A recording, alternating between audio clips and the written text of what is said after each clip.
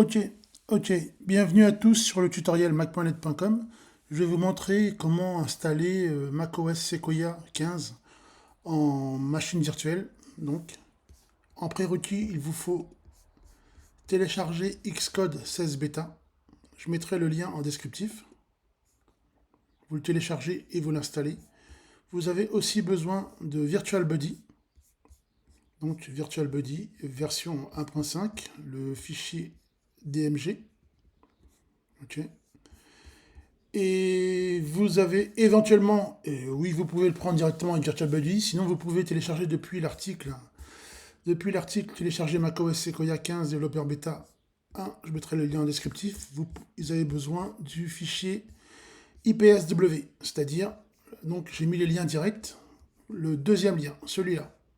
Donc vous avez besoin de ce lien-ci, d'accord, qui va vous donner en élément le fichier IPSW de 15 Go pour l'installer.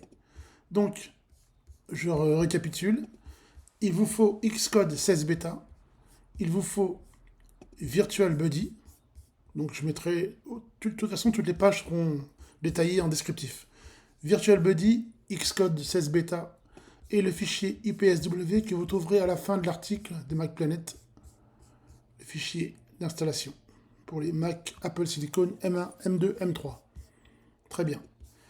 Ensuite, donc, on va procéder d'abord à l'installation de Xcode 16 bêta.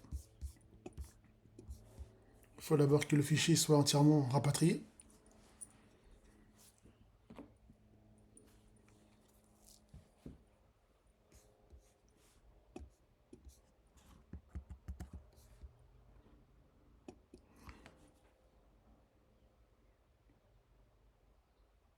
Donc là, je vous le fais vraiment en installation live, hein, comme ça vous pouvez vraiment voir ce qu'il en est.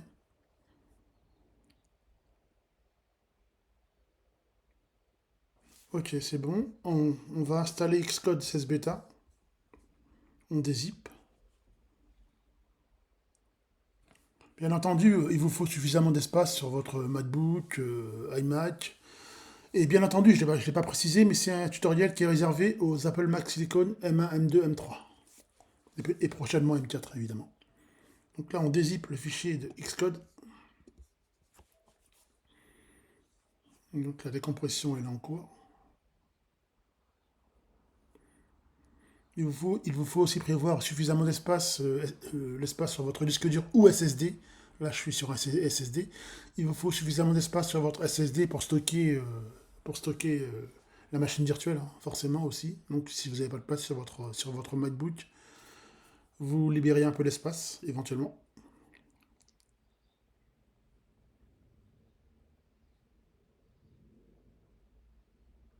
Donc, ça dézippe. Comme le fichier il est assez volumineux, c'est normal.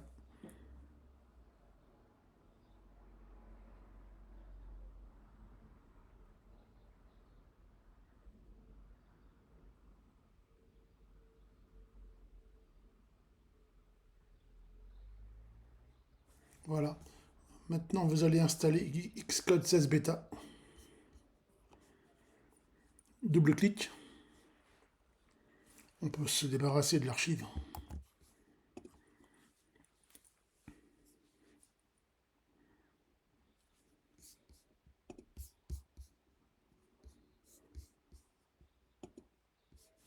Mot de passe administrateur.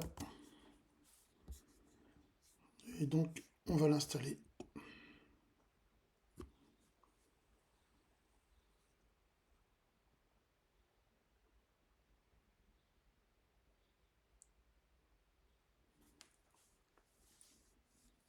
Donc, j'ai déjà installé VirtualBuddy. Donc, il est déjà là. On peut déjà le lancer en tâche de fond.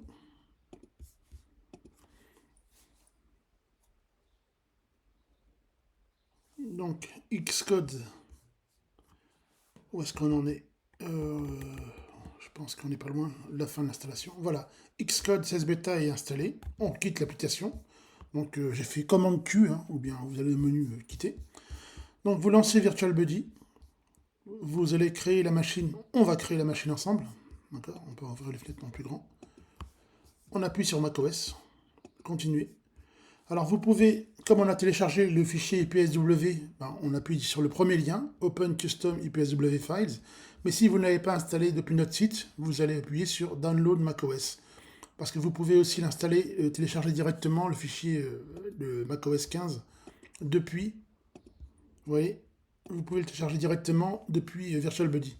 Mais moi, pour gagner du temps, je l'ai téléchargé déjà en amont. Donc on fait créer une machine virtuelle, macOS, continuer. On cherche le chemin de l'image, celui qu'on a téléchargé. Donc l'image de macOS Sequoia. On la nomme comme on veut. Bon, on va être simple. On va l'appeler Sequoia, macOS Sequoia, voilà, espace. Continuer. Donc, on peut lui allouer un peu plus de mémoire. Là, j'ai 8 Go, donc je vais lui allouer toute la RAM possible. Les CPU, on peut aussi allouer toute la puissance, comme ça, ça va tourner un peu plus vite pour la démo.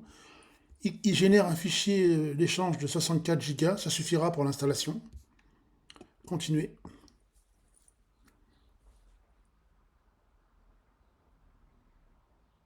Là, il prépare l'installation de la machine virtuelle. Donc, c'est pourquoi créer une machine virtuelle de macOS Sequoia, j'aurais pu le dire en introduction. C'est simplement si vous voulez tester le nouveau macOS Sequoia qui sortira en septembre-octobre 2024. Et là, vous pouvez le tester en avant-première et voir un peu ce qu'il en est. Ce qui vous attend à la rentrée, au niveau des nouveautés, au niveau de la réactivité du système. Voilà, et vous allez pouvoir aussi tester plusieurs fonctionnalités. Les nouvelles en l'occurrence. Bien sûr, l'idéal c'est aussi d'installer sur son iPhone iOS 18 ou iPad, par exemple pour pouvoir tester le mirroring, c'est-à-dire l'affichage de l'écran de l'iPhone sur le Mac sans avoir à toucher au Mac ni à le déverrouiller. Ça c'est une des fonctions sympas que macOS Sequoia peut faire. Donc c'est assez intéressant. Voilà. Ça s'appelle... euh,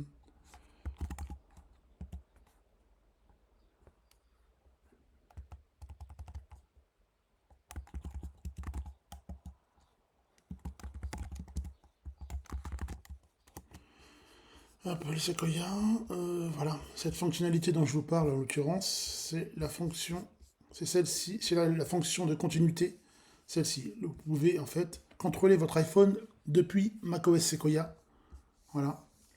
On peut contrôler son iPhone depuis macOS Sequoia sans avoir à le déverrouiller. Donc on peut le contrôler depuis son Mac comme si on l'avait en main. Donc c'est plutôt sympa comme fonctionnalité. Voilà. On revient à notre machine virtuelle, où est-ce qu'on en est? Donc l'installation de la machine est en cours, rien de spécial.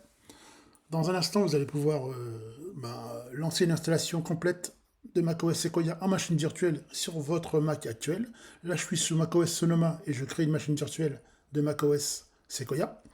Donc Sonoma, Sequoia, ça s'approche au niveau des sonorités, mais c'est pas pareil, attention.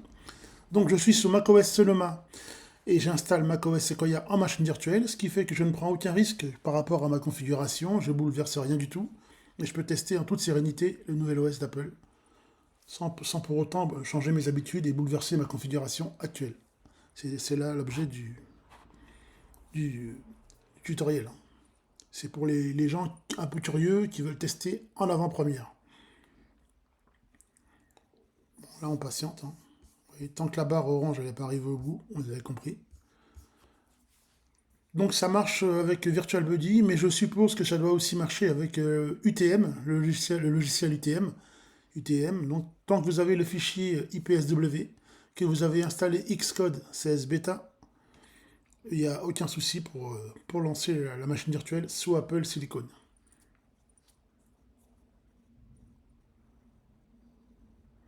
Peut-être que je ferai prochainement aussi un tutoriel pour installer macOS Sequoia en machine virtuelle avec VMware, si ça peut intéresser certains d'entre vous, vous postez les commentaires et puis vous me le dites. Sinon, il y a un forum sur MacPlanet, donc c'est forum.macplanet.com. Vous pouvez aussi faire vos demandes de tutoriels. Si je suis en capacité de les faire, ben je les ferai, je vous les ferai. Voilà, il n'y a pas de souci.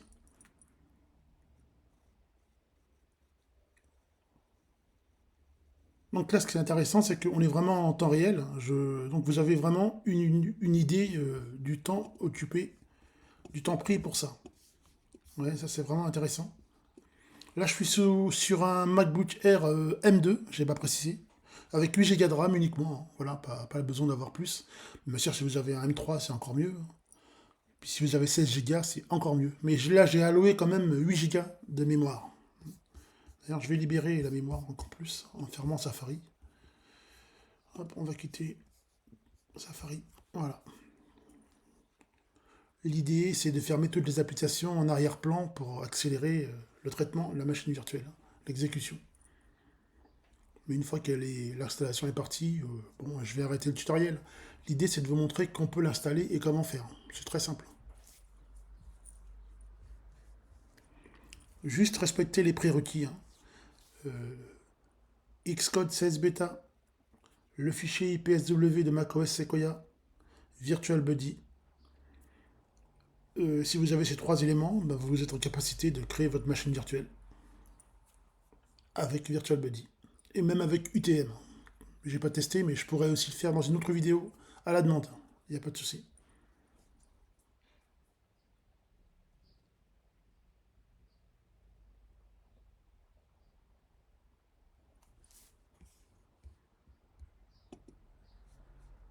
On peut l'ouvrir en plein écran aussi, voilà. On peut voir le log d'installation, voilà ce qui se passe en temps réel. C'est pas forcément passionnant.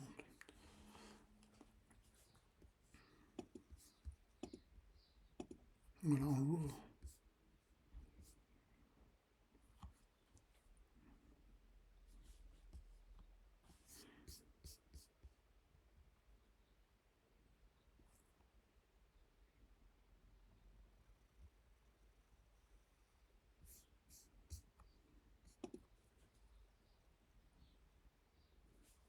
Voilà, là il nous dit que notre machine virtuelle est prête.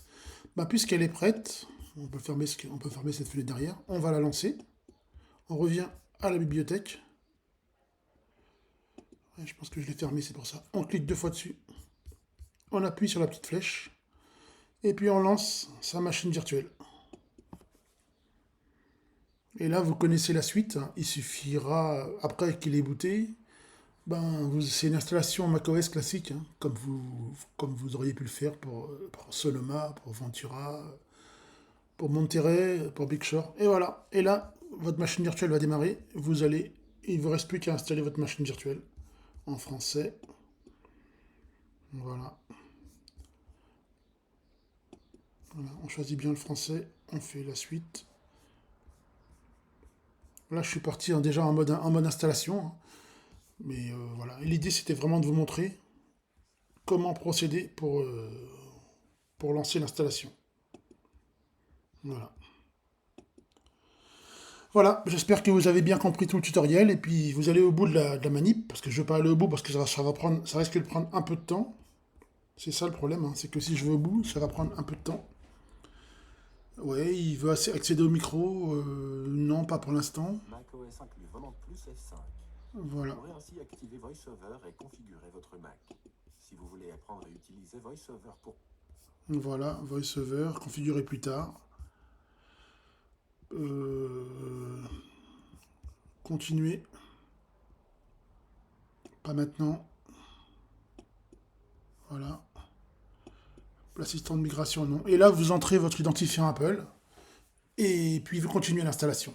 Merci à vous d'avoir suivi le tutoriel macplanet.com. Et si vous avez des questions, n'hésitez pas.